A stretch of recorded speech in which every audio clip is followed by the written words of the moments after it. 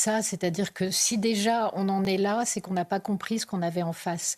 C'est-à-dire que on sait très bien qu'à Gaza, depuis des années et des années, les gens sont complètement intoxiqués.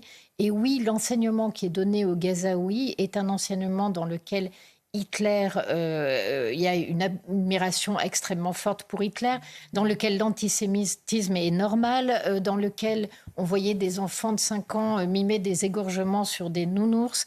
C'est ça la réalité de la façon dont grandissent les jeunes Gazaouis. Ils applaudissent pas à l'étranglement de bébés à main nue ou au transport de cercueils parce que c'est dans leur nature. Ce sont des gens que l'on a complètement intoxiqués. Ils auraient la possibilité de penser, de vivre comme nous, mais le Hamas ne le leur laisse pas et il les éduque comme ça.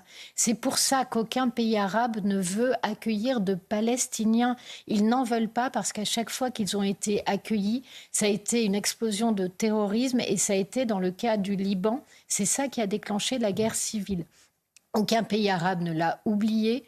Et nous, on fait comme si le narratif de la gauche était vrai, comme si les Gazaouis étaient des opprimés, en fait étaient le nouveau peuple de remplacement.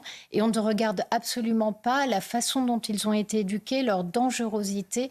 Donc c'est pire que de la naïveté, c'est de la mise en danger d'une population, alors que chez nous, on est déjà frappé par le terrorisme, alors que chez nous, l'islamisme est fort, alors que chez nous, il y a des mouvements séparatistes qui sont en train de se structurer et on va leur amener, en fait, les acteurs de la violence qui leur permettront d'aller encore plus loin dans leur délire de conquête ici. Et les gens savent très bien ce qu'ils font parce que, vous savez, la politique d'accueil en fait, de réfugiés, elle ne prend absolument pas en compte ce qu'ils sont. Autrement dit, nous, on se dit « Ah ben, on accueille des gentils, des pauvres gens qui se font massacrer ». La réalité, c'est qu'on a accueilli, par exemple, les terroristes du GIA après la guerre civile en Algérie.